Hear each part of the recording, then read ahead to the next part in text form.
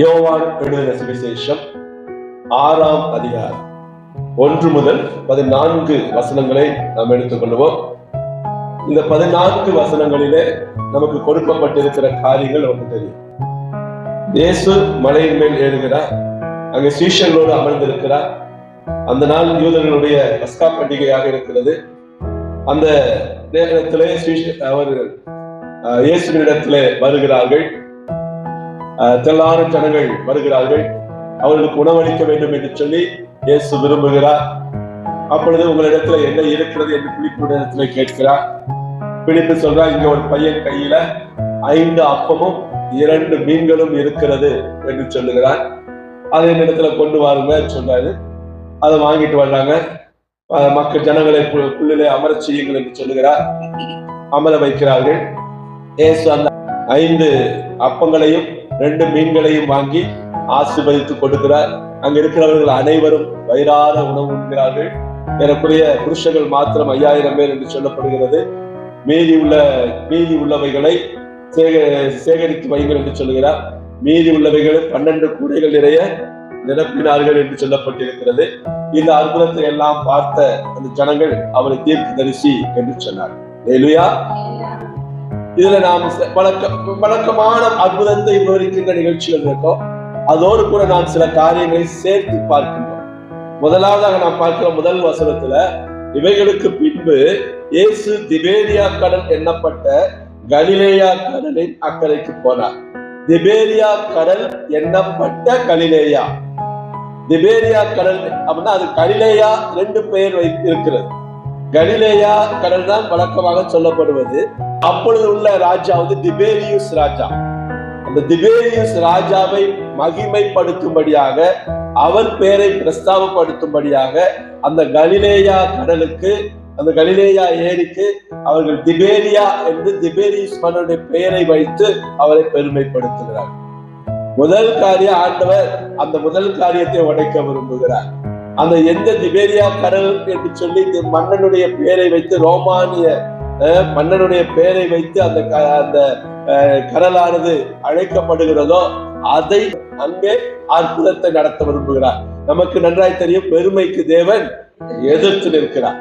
சரிங்களா? அதனால அந்த இடத்துல தேவன் தான் பெரியவர், அவர் தான் காரியங்களை செய்கிறவர், அவர் தான் மகிமைக்கு உரியவர், அவருடைய நாமம் மாத்திரமே மகிமைப்பட வேண்டும் என்பதை நிரூபிக்கும் வண்ணமாக அந்த இடத்துல இந்த 5 அப்பங்களை 5000 பேருக்கு கொடுத்து கர்த்தர் ஒருவரே மகிமைக்கு உரியவர் என்று சொல்லி நிரூபிக்கிறார். ஹல்லேலூயா. 2வது காரியமாக நாம் பார்க்கிறோம், அந்த அவர் போய் மலையில உட்கார்ந்துட்டாரு, சீஷர்களோட அமர்ந்திருக்கிறார். அந்த இடத்துல யார் வர்றா அப்படின்னு சொல்லி சொன்னா, இவங்க வர்றாங்க, ஜனங்கள் வருகிறார்கள். ஜனங்கள் வருகிறதை அவர் பார்க்கிறார். அங்க பார்க்கின்ற பொழுது அவர் முடிவு பண்ணிட்டாரு, அவர்கள் பசியோடு வருகிறார்கள். காலையில தான் வர்றாங்க, ஆனாலும் பசியோடு வருகிறார்கள். அவர்களுக்கு போஜனம் கொடுக்க வேண்டும் என்பதை தேவன் முன்குறிக்கிறார். ஹல்லேலூயா. அப்ப எப்பொழுது நாம் தேவனிடத்துக்கு போகிறோமோ, நம்ம எப்ப தேவனை நோக்கி காலடி எடுத்து வச்சுட்டோமோ, அப்பொழுதே அவர் நம் தேவைகளை அறிந்தவராக இருக்கிறார். அவங்க சில காலையிலே வந்துட்டாங்க, சாயங்காலம் வரைக்கும் இருக்க போறாங்கன்னு நம்மளுக்கு தெரியாது. ஆனா ஒன்று மட்டும் தெரியும், நம்ம இயேசுவின் இடத்துல போனா நம்முடைய தேவைகள் எல்லாம் சந்திக்கப்படும்.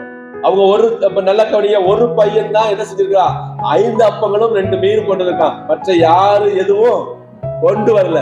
அவங்களுக்கு தெரியும், நம்ம இயேசு கிறிஸ்துவின் இடத்துல போனா அவர் நம்மை வெறும் கையா அனுப்பவே மாட்டாரு. அது நன்றாக தெரிஞ்சிருக்க.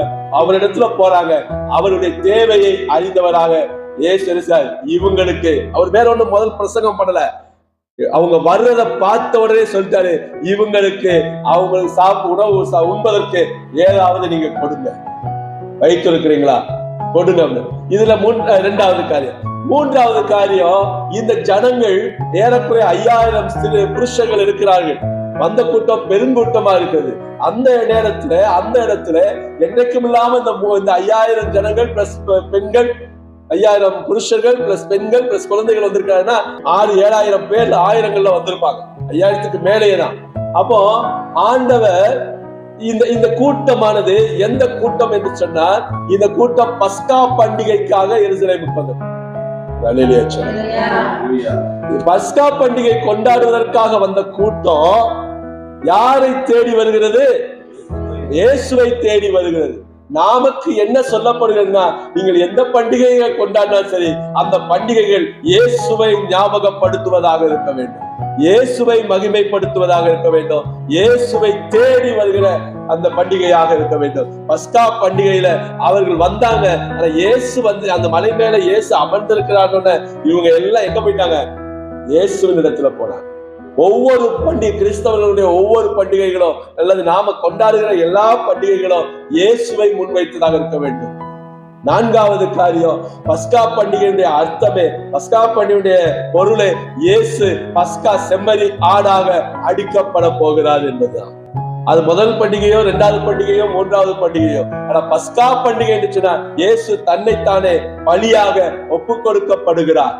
அதனுடைய பிரதிபலிப்பாக, அதனுடைய முன்னோட்டமாக இயேசு அப்பங்களை பகிர்ந்து ஜனங்களுக்கு கொடுக்கிறார். இந்த அப்பமாக ஒரு நாள் நானே உங்களுக்கு தரப்படுவேன், உங்களுக்கு நானே கொடுக்கப்படுவேன், நான் தான் ஜீவ அப்பம் நானே என்று சொல்லுவார். அப்பங்களை வாங்கி அதை பழுகி பெருக செய்து எல்லாருக்கும் கொடுக்கிறார். இல்லையா? இந்த அப்பம் அன்றைக்கு கொடுக்கப்பட்ட அந்த அப்பம் இன்றைக்கும் மீதம் இருக்கிறது. இன்றைக்கும் இந்த புறஜாதியாரும் சாப்பிட்டுக் கொண்டிருக்கிறார்கள், மீதமும் எடுத்துக்கொண்டிருக்கிறது. இன்னும் வருங்கால சந்ததிக்கும் அவருடைய ஆசீர்வாதம் வைக்கப்பட்டிருக்கிறது, ஒரு ரட்சிப்பு வைக்கப்பட்டிருக்கிறது. எல்லாரும் இந்த ரட்சிப்பை பெற்றுக் கொள்ளும்படியாக கர்த்தர் அந்த அப்பத்தை நிறைவாக வைத்திருக்கிறார். 12 கூடைகள் நிறைய எடுத்து வைத்திருக்கிறார். ஒன்று ஆண்டவர் சொல்றாரு, நீ எடுத்து சேமித்து வைங்க, ஆனா ஒரு காரியத்தை மட்டும் என்ன செஞ்சுக்கங்க, ஞாபகத்துல வச்சுங்க, எதையும் சேதமாக்காதீர்கள். அற்புதங்களை நம்ம அனாவசியமா நினைச்சக்கூடாது, சாதாரணமா நினைச்சக்கூடாது. இன்னைக்கு நிறைய நமக்கு ஒவ்வொரு நாளும் கர்த்தர் செஞ்சுட்டு இருக்காரு, இயேசு அற்புதம் செய்து கொண்டே இருக்கிறார். அந்த அற்புதங்களை நம்ம துச்சமாக மதிக்க கூடாது. இலவசமா கிடைக்கிறத நம்ம வாட்டுக்கு பயன்படுத்துவோம் பாருங்க. அதனால இலவசமா ரட்சிப்பை பெற்றுக்கொண்டதற்காக இந்த ரட்சிப்பை என்ன செஞ்சிடக்கூடாது, அது வாடு நம்ம ஒரு எண்ணம் மட்டும் போயிட்டு கவலையற்று இருக்கிறீங்க. அப்ப ஆண்டவர் இவ்வளவு பெரிய அற்புதத்தை செய்தார். இவ்வளவு அந்த 5 அப்பங்களை 5000 பேருக்கு கொடுத்தது போக, புருஷர்களும் ஸ்திரீகளும் சாப்பிட்டது போக, மீதம் 12 கூடைகளை எடுத்திருக்காங்க. ஒன்றையும் என்ன செய்து விடாதீர்கள், சேதமாக்காதீங்க, வீணா போற்றாங்க. நமக்கு சொல்லுவாங்க, நம்ம பெற்றோர்கள் தான் சொல்லுவாங்க, இந்த இது எவ்வளவு உழைச்சு எவ்வளவு கஷ்டப்பட்டு சேர்த்திருக்கு தெரியுமா, இதை வாங்குறதுக்கு எவ்வளவு கஷ்டப்பட்டோம் தெரியுமா, இதை இது பண்ண, அதை பத்திரமா வை, அது பத்திரமா வை. சர்வ சாதாரணமாக தேவன் நமக்கு கொடுக்கிற ஒரு அற்புதத்தை, ஆசீர்வாதத்தை சர்வ சாதாரணமாக நம்ம என்ன செஞ்சுட்டு இருப்போம், மீனிலே போட்டுட்டு. அப்ப எதுவுமே ஆண்டவர் கொடுக்கிற காசு, இது ஆண்டவர் கொடுக்கிற ஆசீர்வாதம், இது தேவன் கொடுக்கிற ஆசீர்வாதம். இதை என்ன செஞ்சிடாத, வீணாக்காத, இதை பத்திரப்படுத்து. இதான் ஆண்டவர் நமக்கு கொடுக்கிற ஒரு காரியமாக இருக்கிறது. அல்லேலூயா, அல்லேலூயா. அப்போ ஆண்டவர் தெளிவா சொல்றாரு, இந்த அற்புதத்தை நீ சேதமாக்கி விடாது, நீ வீணா நினைச்சாது. ஏதோ ஏன்னா பாருங்க, இவங்க கேட்கல, ஜனங்கள் கேட்கவும் இல்லை, எங்களுக்கு பசிக்குது ஏதாவது கொடுங்கன்னு சொல்லல, நாங்க வந்திருக்கோமே எங்களுக்கு சாப்பாடு கொடுங்கன்னு சொல்லல. அவர் தான் அவருடைய தேவைகளை அறிந்து கொடுக்கிறார். அப்ப அவங்கள பொறுத்தவரை அது எப்படிப்பட்ட ஒரு இது, இலவசமாக பெற்றிருக்கிறார், கேட்காமலே கொடுத்திருக்காரப்பா. நான் செடிக்க செடிக்க சாப்பிட்டாச்சு, மிச்சம் இருக்குது, மிச்சம் இருக்குதா, அங்க போய் ஓரமா கொட்டி விடு, நாய்க்கு போட்டு, அதுக்கு போட்டு. எந்த ஆசீர்வாதத்தையும், எந்த ஆண்டவரிடத்திலிருந்து பெற்றுக்கொண்ட எந்த நன்மைகளையும் நாம ஆசீர்வாதங்களை என்ன செய்யக்கூடாது, வீணாக்கி விடக்கூடாது. அல்லேலூயா. நம்முடைய வருங்கால சந்ததிக்கு அந்த ஆசீர்வாதத்தை சேர்த்து வச்சு. அல்லேலூயா, அல்லேலூயா. அடுத்து நம்ம பார்க்கலாம் 5வது காரியம், அவருடைய அந்த அவரு 5 அப்பங்களையும் 2 மீன்களையும் உங்களிடத்துல என்ன இருக்குன்னு அப்போஸ்தலர்கிட்ட கேட்டாரு. அந்திரேயா ஓடி போறாரு, போய் தவால் பார்த்து தேடி எடுத்து ஒரு பையன் கையில 5 அப்பம் 2 மீன் இருக்குது. அப்ப ஆண்டவர் ஒன்றை கேட்கிறார் சொன்னா அதற்கான காரியத்துல உடனே என்ன செய்ய வேண்டும், இறங்கி செல்லுகிறவரை பார்க்கணும். இது ஆண்டவருக்கு வேணும். ஆண்டவர் கேட்டுட்டாரு. அத்தனை பேர் 5000 பேர் இருந்திருக்கிறாங்க. அவங்கள ஒரு பையனை கண்டுபிடிச்சு அவன் கையில ஒரு உணவு இருக்குது அப்படின்னு சொல்லி கண்டுபிடிச்சு கொண்டு வந்து கொடுக்கறதா நம்மளுடைய வேலை.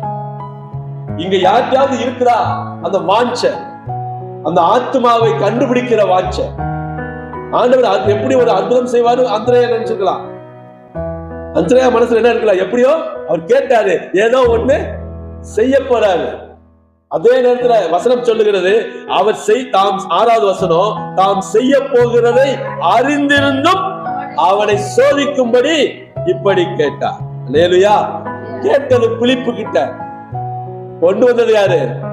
அந்திரேயா. ஒவ்வொருத்தரோட பிலிப்பும் ஓடி இருப்பாரு.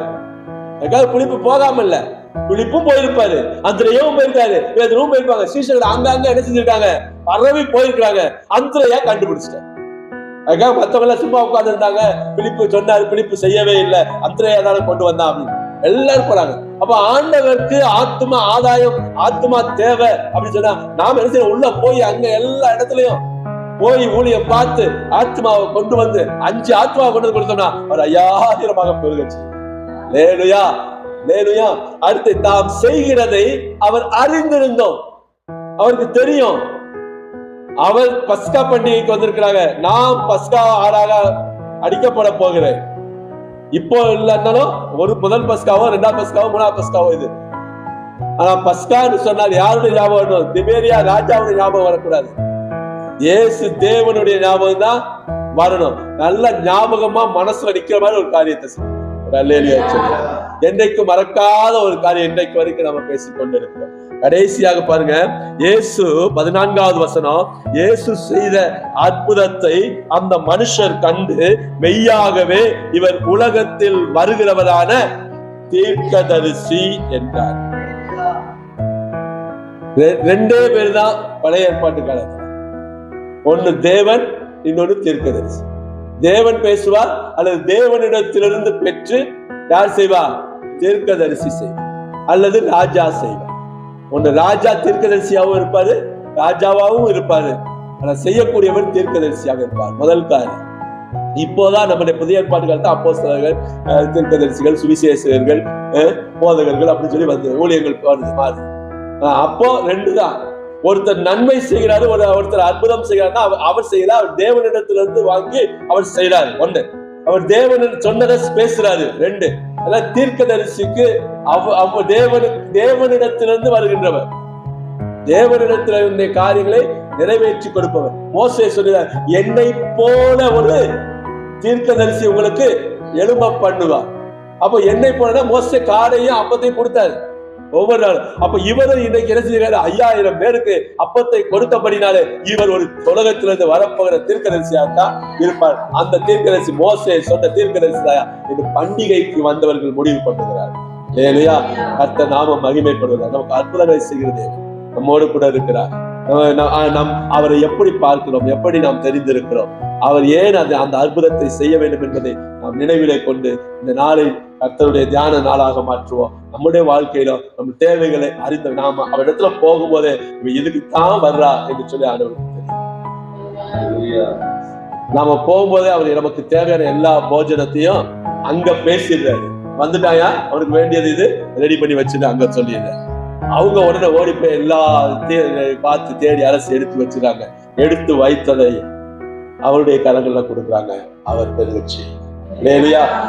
நிச்சயமா நீங்கள் என்ன தேவையோடு நீங்கள் வந்தாலும் ஆண்டவர் நீங்கள் வருகின்ற பொழுது, ஆலயத்துல நுழைகின்ற பொழுது உங்கள் தேவைகளை கண்டு அதை சந்தித்து அவங்களுக்கு நிறைவாய் ஆசீர்வதித்து அனுப்பி மீதமும் எடுக்க வைத்து